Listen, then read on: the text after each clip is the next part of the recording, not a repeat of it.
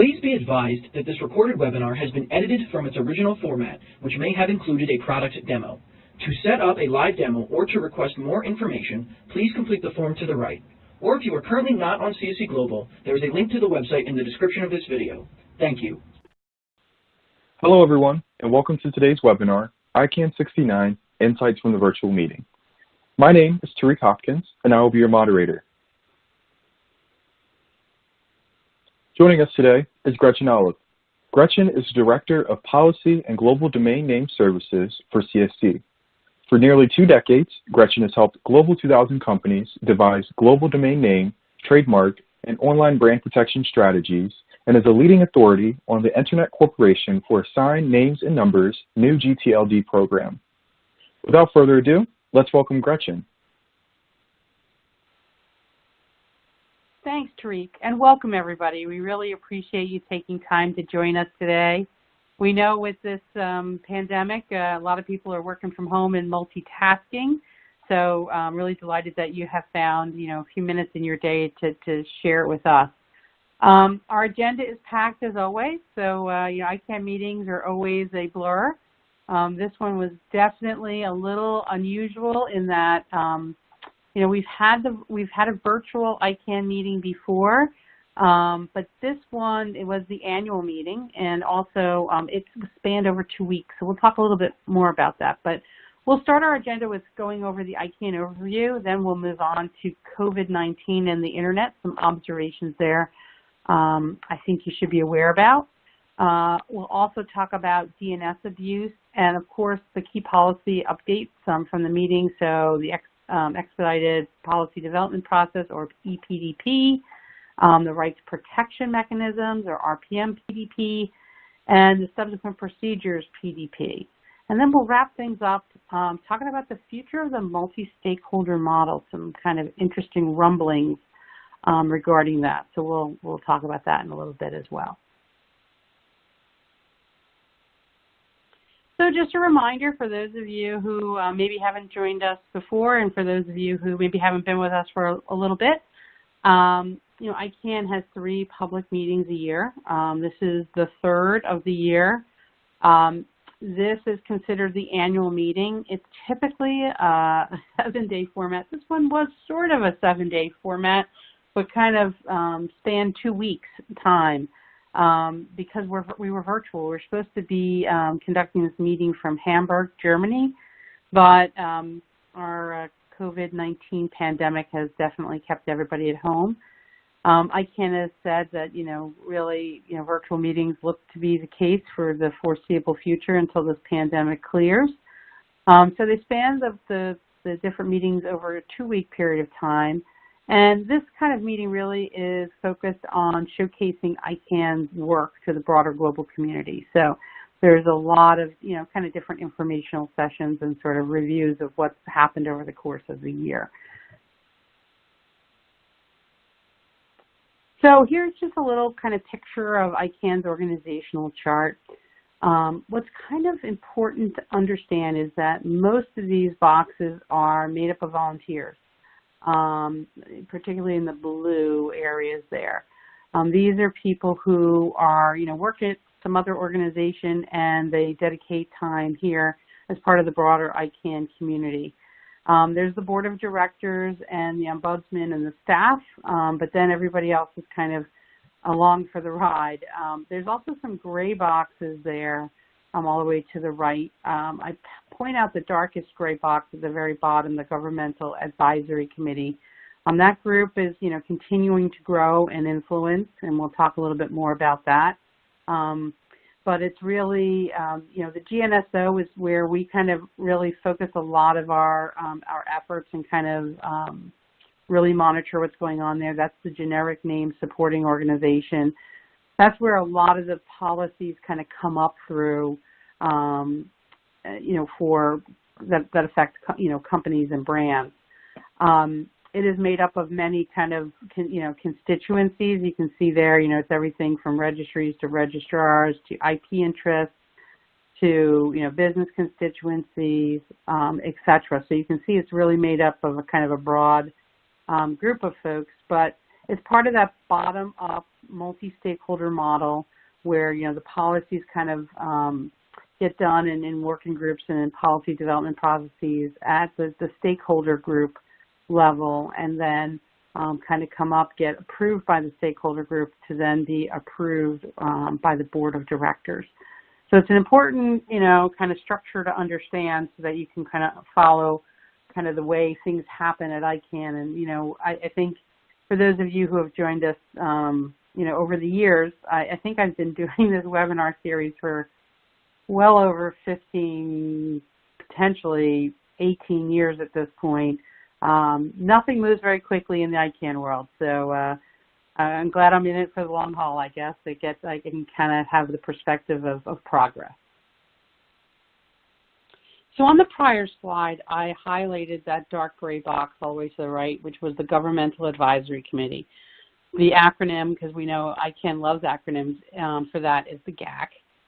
And just to give you a sense of the kind of the current demographics of that group, there's 178 sort of country territory members. There's also another 38 observer organizations. And right now we're looking at about 500 participants or delegates that kind of come and, are part of that GAC, group. What is really interesting, and I'll talk a little bit more about it as we go, is that we're really seeing an increase in engagement and participation from the GAC. It had been kind of growing over the last, really since the launch of the new gTLD program in 2012. But we're really seeing that sort of another sort of increase or surge of increased engagement and participation during the COVID-19 pandemic. And I think there's perhaps some reasons for that I'll discuss on the next slide.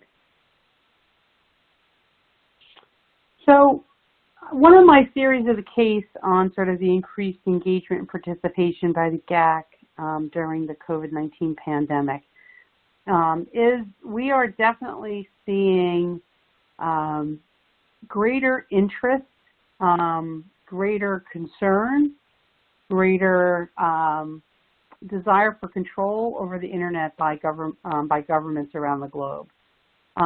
This COVID-19 pandemic has definitely exacerbated the impact of the digital divide.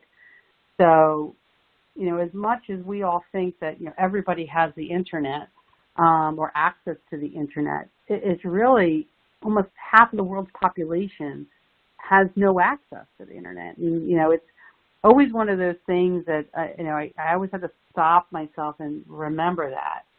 It's also, I also have to kind of stop myself and remind myself that, a larger percentage of people who do have the internet also don't speak English. So, there's just this these kind of like things that we assume are the case that aren't. And so, with fewer than 1 in 5 people in the least developed countries, being the only ones who are connected, this digital divide is really kind of the impact of this digital divide is really kind of taking it to, the COVID-19 pandemic is really taking this digital divide to sort of the next level.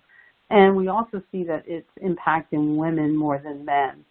So, in this time where we're all feeling so disconnected and really looking for a way to connect with people via video, via social media, et cetera, the pandemic is really leaving more and more people, kind of to fight this digital divide.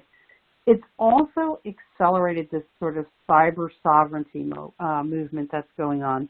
Over the last couple of years, we've seen different ccTLD providers and countries kind of take on new policies to really gain further control over their internet space in their country, kind of for their residents. I think some of the policies that we have seen in terms of registration in China, that's a really good example of some of the things that we're seeing. There is a group, the Freedom House, that actually puts out an annual Freedom on the Net report, and it has found that global political leaders are using the pandemic as a pretext to crack down on free expression and potentially also limit access to information. And so, this pandemic has kind of given them a reason or a rationale to kind of publicly state, oh, we're doing this because of the pandemic. But, I think it's important to recognize that in at least 45 countries, activists, journalists, and other members of the public were arrested or charged with criminal offenses for online speech related to the pandemic. At least 20 countries and governments were cited the pandemic emergency to impose vague or overly broad speech restrictions. And then you also have, in at least 28 countries, governments censoring websites and social media posts regarding unfavorable health statistics, corruption allegations, and other COVID-19 related content. So, maybe there's a correlation there because kind of like the increased participation and engagement by different governments in the GAC, because they're really seeing the kind of the importance that the internet, for those at least who have access to the internet, is playing during this pandemic. So it's something we're going to watch. I definitely kind of feel that is maybe behind it a bit, but we'll continue to monitor it. So let's start tackling some of the kind of the issues that were discussed during ICANN 69. Over the last probably year, maybe year and a half, we have been talking a lot about DNS abuse at ICANN meetings. I don't need to tell anybody, you open up your news feed or you pick up, for those of you who are still picking up newspapers, like I kind of miss newspapers to tell you the truth. The headlines are out there, DNS abuse is everywhere. No one is immune, no business, no person, no group really seems to be immune from this. DNS abuse or domain name system abuse is chronic and it's a growing problem. You can go to many different, kind of nonprofits or governmental groups and they'll have a slew of statistics about the increase regarding DNS abuse growing. The problem is magnified, particularly by outside events like things like COVID or natural disasters or civil unrest. We've had the elections here in the U.S. All these types of things really magnify the problem. They're just great vehicles for bad actors. The common theme among all this is that the DNS is leveraged for illicit purposes. The DNS is a globally distributed system. It's easy, it's cheap, it's anonymous. So it's almost like the perfect storm. By 2021, hard to believe we're only months from that, it's estimated that cybercrime will cost the global economy more than $6 trillion in damages, which is going to exceed the annual costs for things like natural disasters and global drug trade. It's really hard to get your head around that much money. And then, all the people who are kind of working on this, in the ICANN community, there's, governments, there's ICANN, there's the ICANN community, there's businesses and consumers and internet users.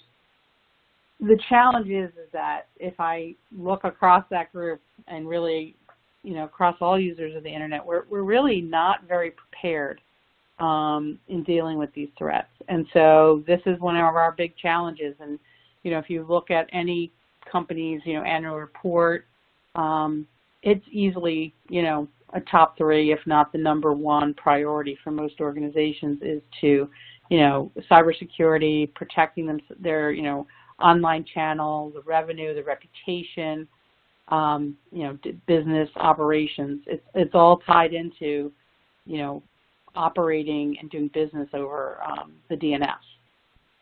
So it's definitely a hot topic and one that is really one that we're not where we need to be. So as I mentioned, ICANN is in the broader community is really trying to, do something, make something happen to deal with DNS abuse. The challenge is that ICANN for years has said content is not our kind of remit. We are not the overseers of content. We're really just the overseers of a technical infrastructure. So there's really been this patchwork approach within ICANN and the kind of broader community, fighting over, is it really ICANN's remit? Is our compliance efforts by ICANN's compliance group really effective? Are they able to move as fast as they need to move? What about the tools? Are they available? Are they adequate? And then just coordination. I think that's a place that ICANN has really struggled.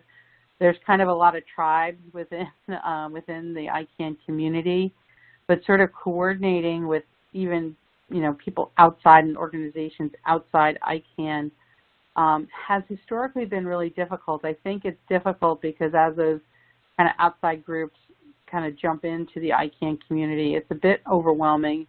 It's a bit kind of filled with historical luggage and baggage that is often really hard to understand and kind of decipher to be able to navigate the politics. So it's been a place, it's been a kind of an area that ICANN has really struggled in. Overall awareness and understanding of the DNS abuse is also relatively low among businesses and internet users. I mean, certainly I think businesses are kind of getting up to speed, but there's still a lot to do there. I mean, I think all of us within our organizations, we hear phrases like security is everybody's job. But when you really think about it, most people say, oh, our security team is handling that. It's, there's kind of almost a hesitancy to take on sort of security as really part of your mission. You kind of hope that the security team down the hallway is going to take care of it. Also, all stakeholders, including registrants, actually need to get more proactive. I mean, this is one of these things that you have to control what you can control. Yes, there needs to be more tools. There needs to be more education. There needs to be more accountability mechanisms. But we are not there yet. And so, it's kind of hard to see the path at this point. So, without a feeling of a real clear path forward, I thought, during this meeting there was a plenary session specifically dedicated to DNS abuse. They've been doing these, like I said, probably for the last year and a half, maybe 2 years. And I hope, like they had all the different stakeholders as part of this plenary session. I thought maybe this is where we're going to get some clarity. Maybe like after a year of kind of running around in the dark, bumping into each other, this would be the time where we're going to kind of all come together and start rowing in the same direction. Unfortunately, that's not what I witnessed. There is definitely continues to be misalignment. It's almost like there's like a real reluctance to fully embrace this for fear that you will become the owner of the issue, I think. And, with ICANN always, being pretty clear that they're not responsible for content, and registrars and registries kind of feeling like, look, we're just managing a technical infrastructure here. We can do some things, but we can't do everything, and kind of a fear of being asked to do everything. It's kind of a crazy place. But, I continued to kind of just listen very closely to try to see if I could hear, what could be coming down the road that could give some clarity. And so I think the one thing is a report that the SAC is working on. That's the Security and Stability Advisory Committee. It's in that column in the org sheet and the org chart that I showed earlier, all the way on the right hand side in those lighter gray boxes. And their job is to kind of give the ICANN board advice. And they have really been in the business over the years of kind of providing, using their expertise to develop best practices and kind of educate the ICANN community and the ICANN board, and to try to get policies to integrate these best practices. So the SAC is going to be producing a report looking to outline a strategy. It's going to be all about kind of methodologies and practices and the cooperation necessary from their vantage point to reduce DNS abuse. As I was listening, I heard in their discussion of this report also a lot of sort of caution, or kind of, I would say, I wouldn't even call it cautious optimism, but caution. I'm going to just leave it there. That they could really work hard to establish these best practices, but this kind of reduction in DNS abuse or ability to combat DNS abuse really can only be attained if everybody cooperates and everybody really embraces these best practices. So I think that jury's still out on that. But what I do think, after more than a year and a half of kind of listening to this, I continue to conclude that, brands have to be vigilant. Like, they can't wait for ICANN or, some group to kind of come and give them the blueprint. I think you got to be vigilant. You got to take proactive measures within your control to protect your, business operations, your revenue, your reputation online. Unfortunately, there's no silver bullet to this. The bad actors, once we think we've kind of got them figured out, they kind of use a new technique. But there are some very tried and true things that you should have in place, like kind of process controls, kind of standards that really can help. And, it's really around this defense in depth approach. It's really the required method or approach going forward, is that you need to just put multiple layers of security around your domain names, your DNS, your SSLs, to really insulate your business from those business disruptions, those damage to your reputation, as well as kind of disruption to any kind of online revenue.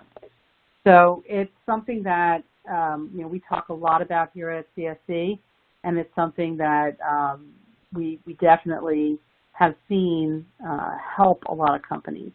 So on our next slide, we're going to go and we're going to look at what that defense in-depth approach looks like.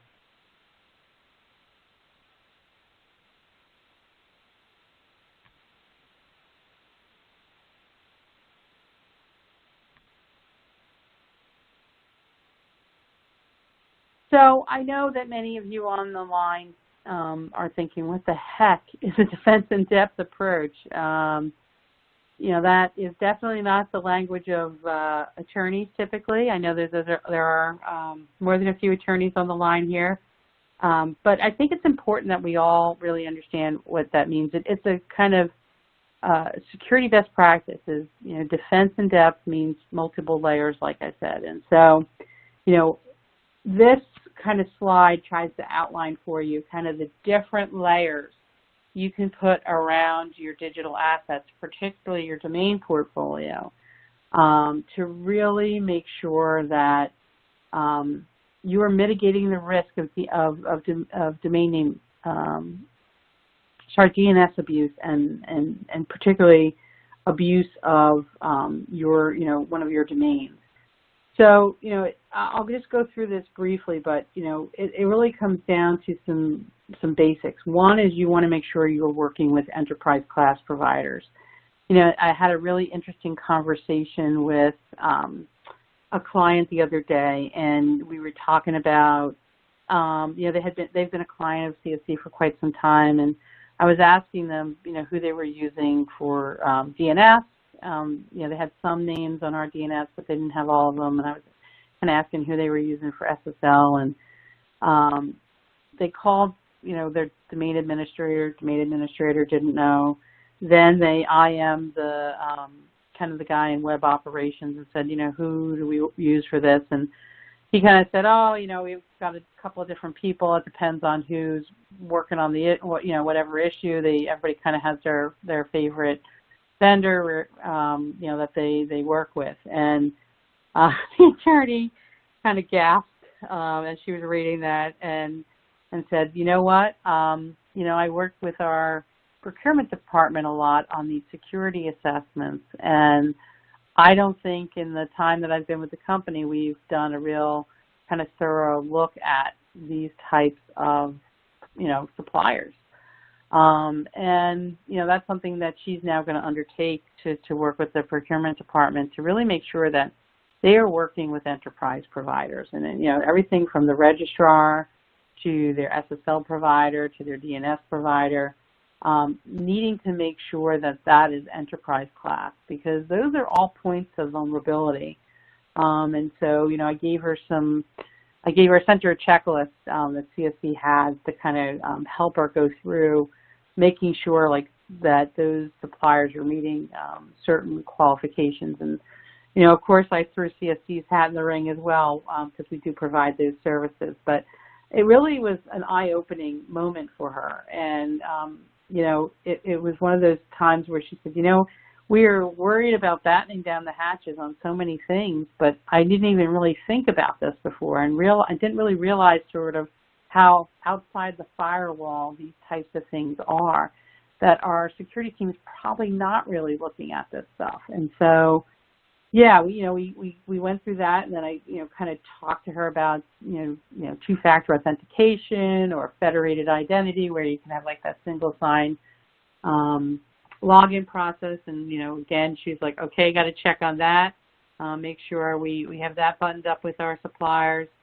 You know, then we talked about other, you know, controls within kind of the portal, you know, making sure the different portals that they're using, making sure that, you know, there's visibility on elevated permissions and having an authorized contact policy. These are all things that are standard at CSC, but, you know, with some of the other providers that her company was working with in the DNS and SSL space, she realized, you know what, we don't have all that in place.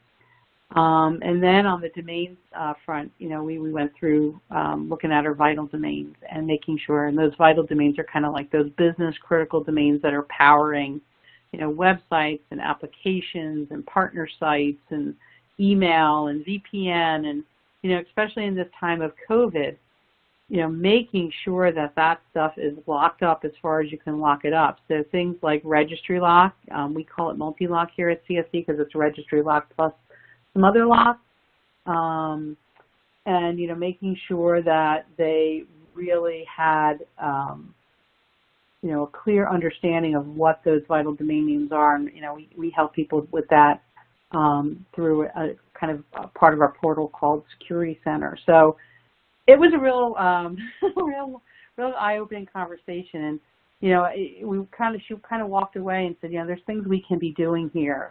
We are not doing everything we can to proactively protect ourselves. And so, you know, she was on a mission to mitigate the risk, and I'm sure we'll be having some following conversations on, you know, also monitoring, you know, monitoring and alerting. Those are, again, you know, things that you can put in place to make sure that, you know, you're getting notified as soon as possible of different potential abuse of your domain name. So, yeah, the defense in depth approach sounds real technical, but, you know, a lot of it is policies and controls, and really something that all of us can embrace and, you know, kind of put in place to make sure that we're doing everything we can to kind of mitigate that risk of DNS abuse. All right, so we've covered DNS abuse. Now let's move on to the EPDP, or the Expedited Policy Development Process. That was launched in response to the GDPR. So I'm sure by now everybody on this webinar knows the GDPR, the General Data Protection Regulation, became enforceable in May of 2018. And really, it was really the first time in ICANN's history where they actually had to acknowledge that their WHOIS policies were in complete contravention with many of the EU's data privacy laws. And so, it really was kind of a huge, it's hard to say a surprise or wake-up call, because I think, I certainly know, having participated in ICANN for, the better part of like 19 years out of the 21 I've been at CSC, that this has always been lurking.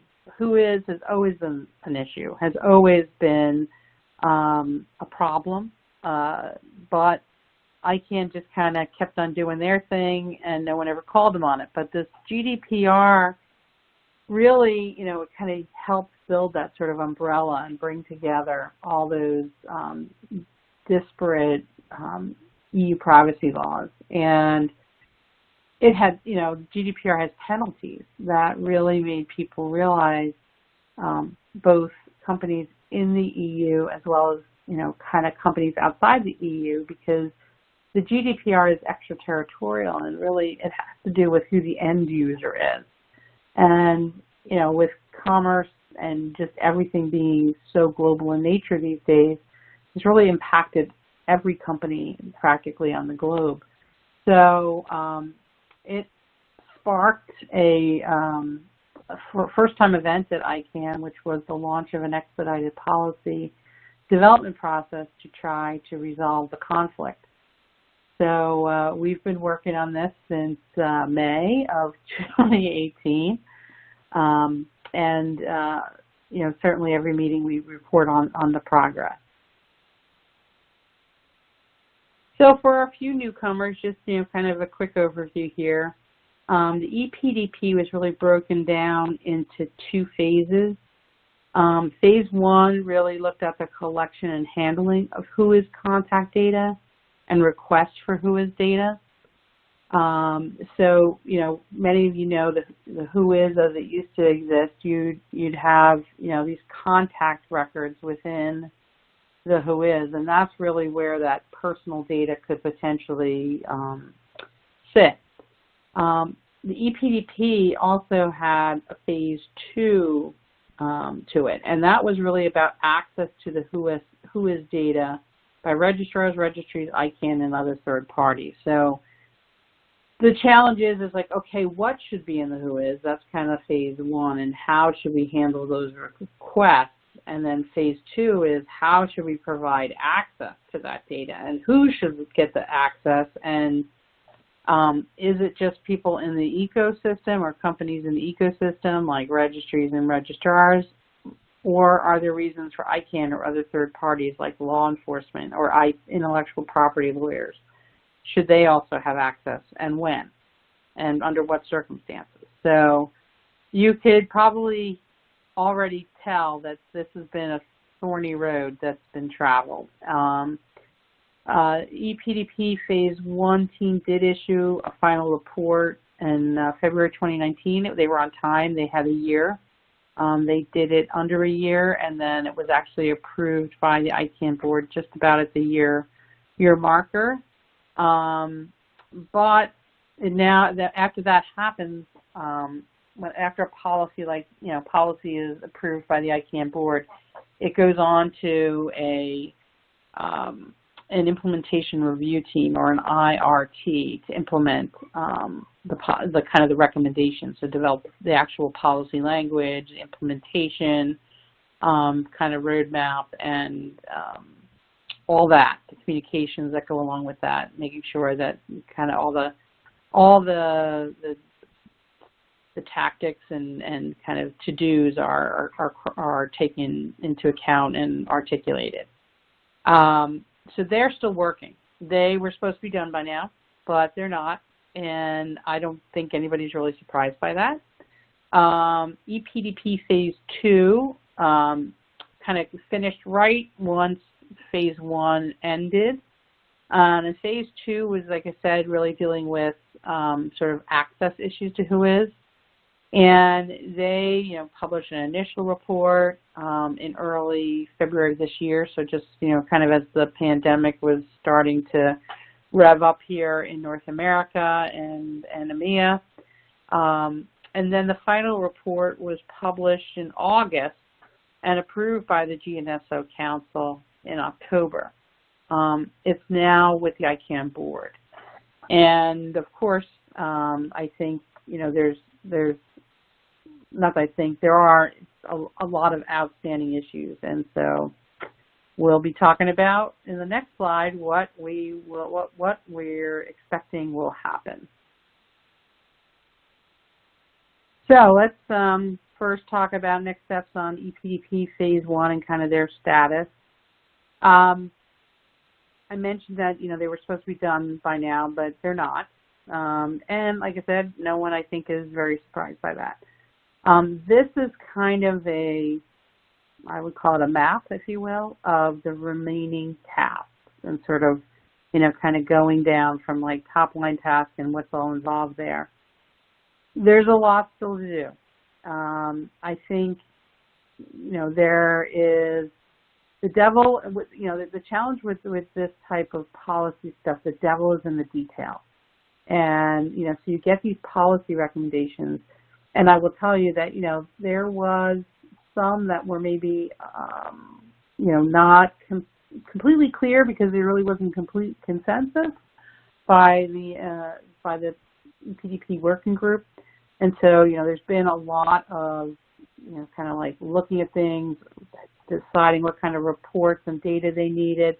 They're working on drafting the actual policy language, and, you can imagine how difficult that is to get consensus on. So, there's a lot here to do. I think it's very hard to tell you, oh, by, mid next year this will be done. I think everybody hopes that, but it's unlikely that this is all going to be baked and kind of in the implementation kind of rollout. I think before I think at the earliest end of 2021. So, we'll continue to watch this. So now we have Phase 2, and this is definitely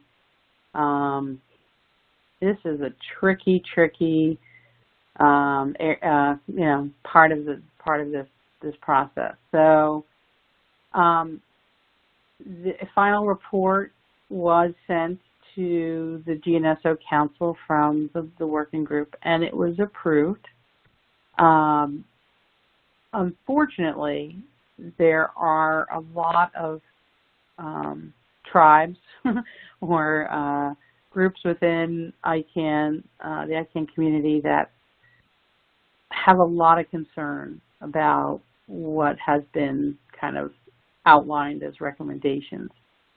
So you have groups like the SAC, which is that Security and Stability Advisory Committee. They just think, this system is way too complicated, that there's a better system that could be put together that would have better, kind of security and stability. They're concerned about things like, commitment to finish sort of unaddressed charter items. They just feel like there's a lot of unfinished business that isn't kind of clearly articulated. The IP, or the intellectual property and business constituency, they've kind of teamed up, and kind of broadly speaking, they've got a lot of concerns around data accuracy required, legal entity data, ICANN's ability to kind of enforce compliance. What happens if kind of a request is information is wrongfully disclosed? What if, I guess, there's just a lot of uncertainty about like the process, the outcomes. They don't feel it has the necessary predictability, and there's some concern about the speed of disclosure. The internet works, as fast as it gets, And, we're talking about a lot of manual processes, especially in the beginning in terms of making requests for WHOIS data and getting access to that data. So, a lot of concerns by the IP and business constituency around those types of issues. And not surprising, the GAC also has their list of concerns. They have concerns about sort of the fragmented kind of disclosure system. They have concerns around enforceability standards and the review of disclosure decisions. They don't think there's enough there in terms of consumer protection and consumer trust protections. They also feel like, this, what's called an SAD, basically, System for Standardized Access and Disclosure, is not really built to evolve in response to kind of increased legal clarity as we get kind of moving along. So they feel like it's still very rigid, very clunky. And then just the cost of it all. Fears that, like requests, especially for security professionals, could be, high. So, those are some of some of their concerns, and there are more.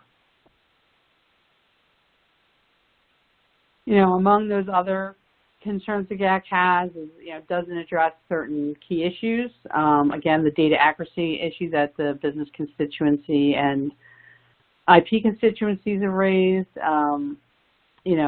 Legal entities not protected under GDPR, and so, why are we masking data for them? Use of, anonymized emails. Just general, I think this last one's just really, they need more clarification, around who's the data controller, who's the data processor. That's kind of a very central concept to the GDPR, and,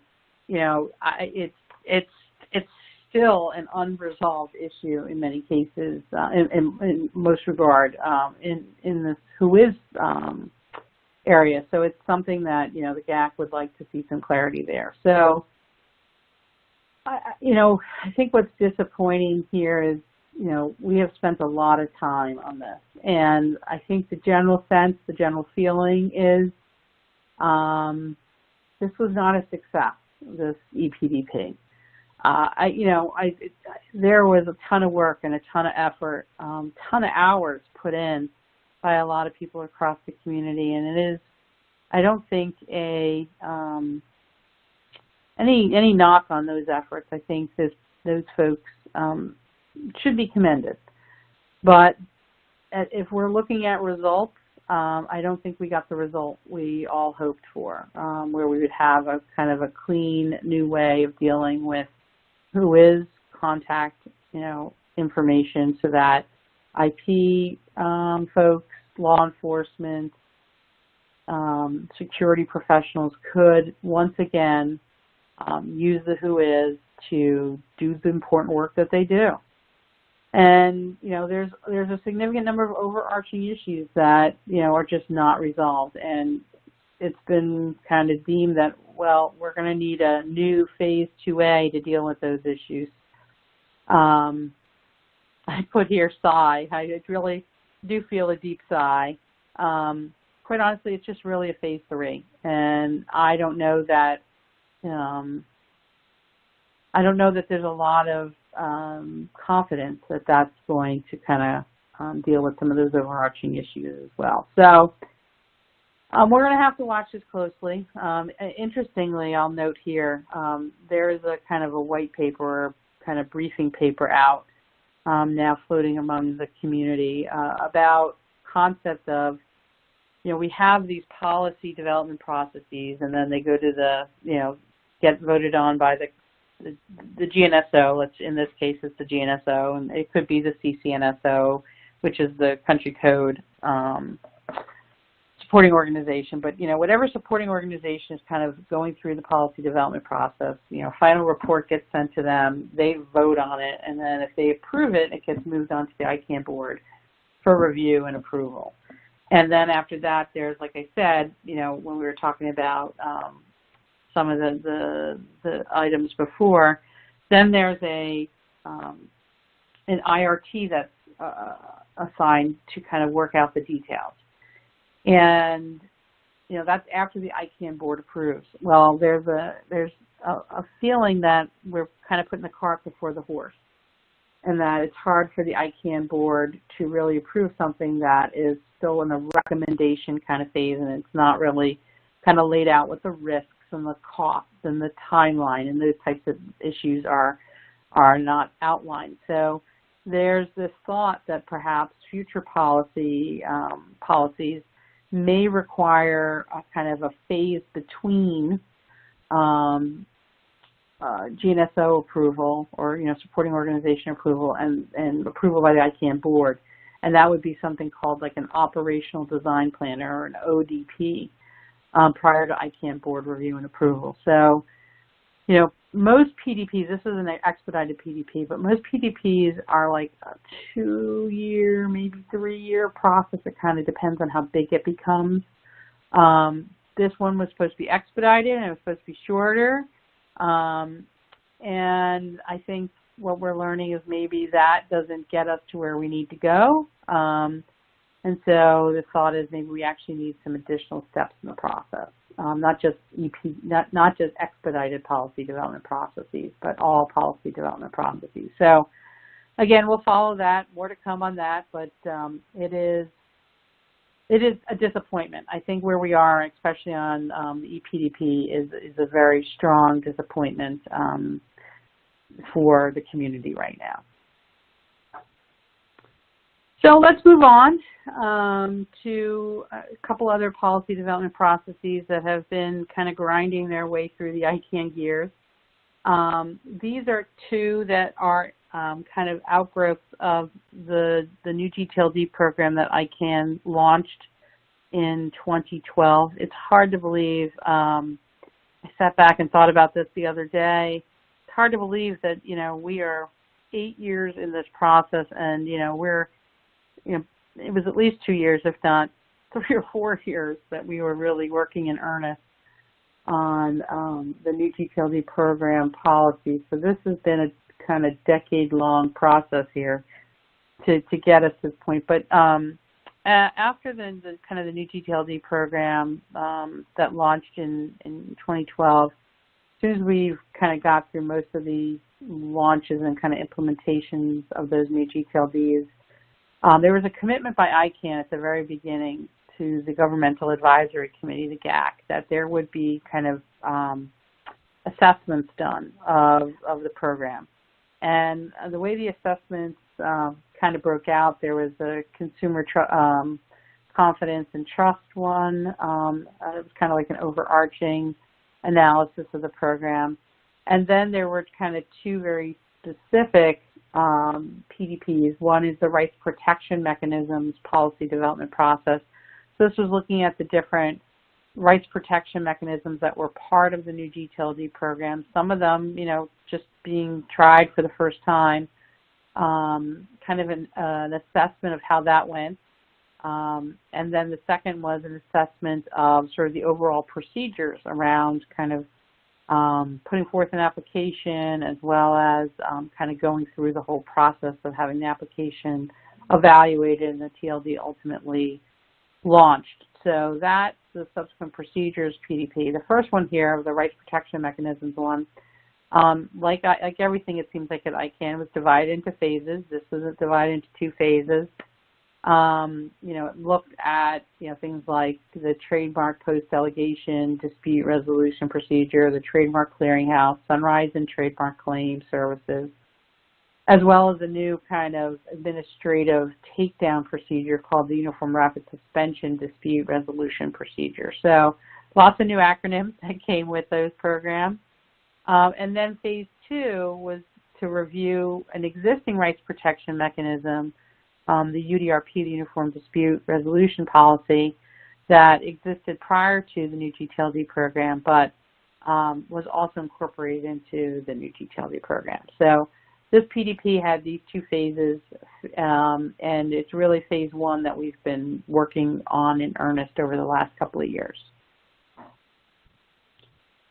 So pretty much where we are is we've had, the initial report was published earlier part of this year.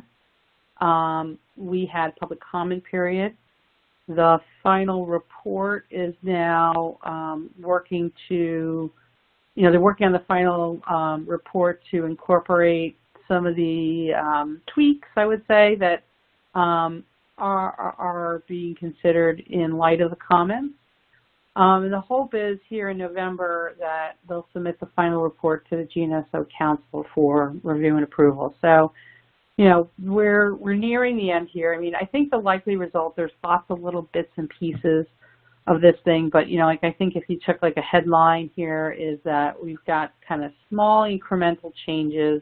We haven't seen the final report yet, but based on the initial report and just kind of doing a quick review of those public comments, all these programs are going to remain. I think there's going to be some tweaks to some of things like the PIC DRP, which really is some specialized commitments that TLD operators make in light of the kind of the TLD they're launching. So, some may be launching ones like, that are really focused at a regulated industry or to protect certain communities, things like that. There's certain expectations that those TLDs have, and they put forth as a response to kind of GAC requests, specialized commitments. So, there'll be some tweaks to that to make sure those things are really adhered to.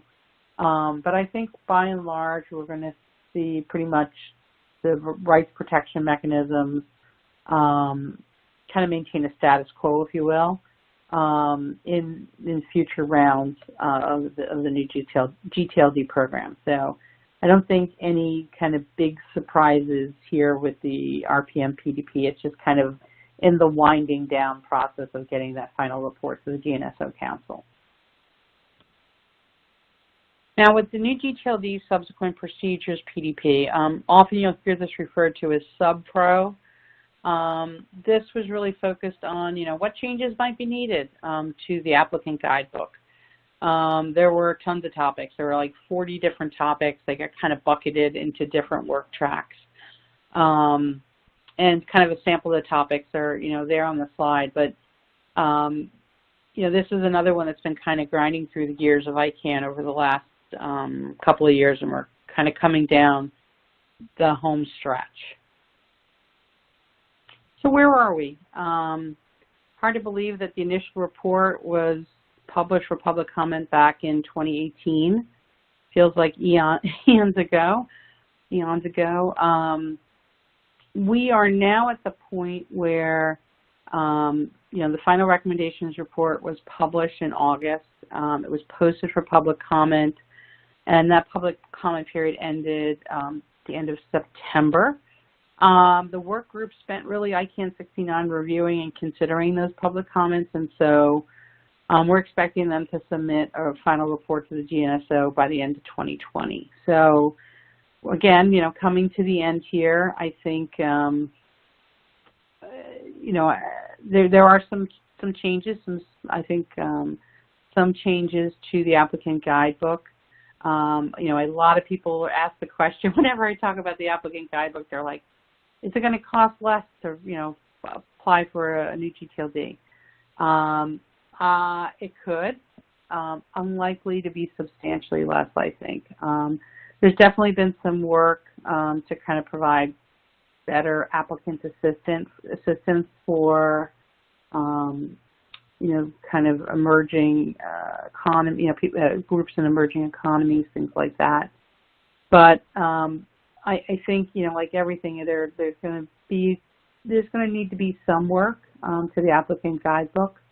But some of the protections, like the legal rights objections, things like that, were fine-tuned.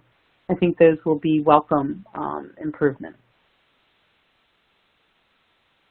So before I go on to the future of the multi-stakeholder model, probably one thing I should also address, is I get asked this a lot, is, okay, these PDPs are winding down. We're starting to get to the end. remember with every PDP, there's the implementation review team part of this. So, there'll be some work that will be needed there. I don't think it's as extensive as the work, needed in the EPDPs, but it's going to be some work. I really, if I had to guess when the next round of will open, first of all, we know that ICANN will give us sort of a 4-month advance warning. I will be able to give you a warning. I think we'll kind of even in advance of that, we'll see that coming. So, if you're interested, keep peeled to our .brand Insights reports that we send out 3 times a year. So we'll definitely keep you posted on that. But I think my best guess is probably earliest mid to late 2022. I think we're a good 2 years out between kind of some of that implementation work that has to get done and just with everything with COVID and all the stuff that's going on with the EPDP, it's just not going to get off the ground until we get through those things. So I think earliest would be sort of late 2022. It could go further than that. And that there's a lot of grumbling about that. When ICANN initially published the first applicant guidebook for the initial round of new gTLDs in 2012, they had this very audacious statement that said, we will open up the next round upon 1 year of closing of the first. Well, that didn't happen. We're going to be at least a decade between rounds. And some people may feel like that's great because there are a lot of TLDs out there, and do we really need more? There may be some, particularly in the brand community, who might think, oh, we never thought it would be this long. So, I think there's people on both sides of the fence here. But one thing, we're seeing that ICANN is sort of saying now is that, to kind of prevent this sort of decade between a defined round, meaning a defined open date and close date to receive applications. They're saying that they're going to have some language there that basically guarantees that a round would start within a year after the closing of the next round. So again, I think they were a little audacious in that initial statement, and I think they may be a little audacious on the second one, but we'll have to watch. The bottom line is I wouldn't worry about putting money in your budget next year if you're interested in like a .brand. I wouldn't worry about putting money in your budget next year for that because I don't think that's going to happen. I think the earliest it's going to be 2022 and would not be surprised if it didn't go out to 2023. Now, with regard to the future of the multi-stakeholder model, there's been different points in time, in ICANN's existence where there's been sort of like this threat that, maybe ICANN's multi-stakeholder model is at risk. Maybe ICANN itself is at risk. Things don't seem to be working, or it's not. There are other groups kind of threatening to sort of take control of the internet.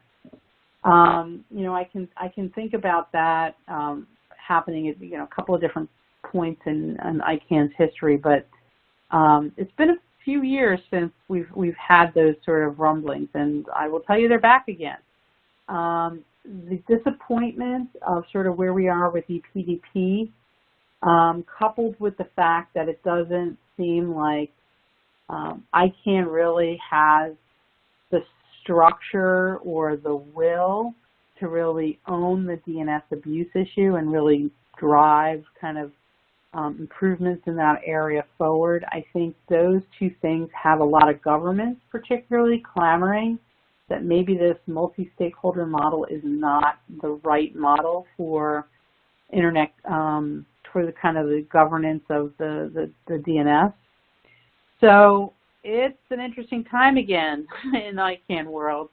I don't think it's going to disappear tomorrow, but I mentioned at the very top of this presentation sort of this acceleration of sort of cyber sovereignty movement, and I think that's this is kind of playing into that as well. So, these are just the things that kind of are happening around the policy activity, but it's something that we watch carefully. You know, the challenge is that, you know, when you think about the different organizations that could potentially want to step in and sort of run the internet, if you will, you know, there's really no, you know, one group you can think of, that would be a great group to do it. And I think there's a general feeling kind of in fear that, you know, governments themselves shouldn't be controlling this, this resource. So we'll watch it. We'll continue to report on it. But it is, again, interesting days in the ICANN world.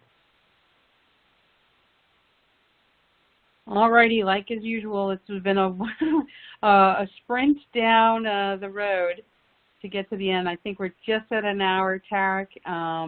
Thanks to everybody who has joined us today, and I'll turn it back to you. Thanks, Gretchen. That was a great presentation, and that's all the time that we have for today.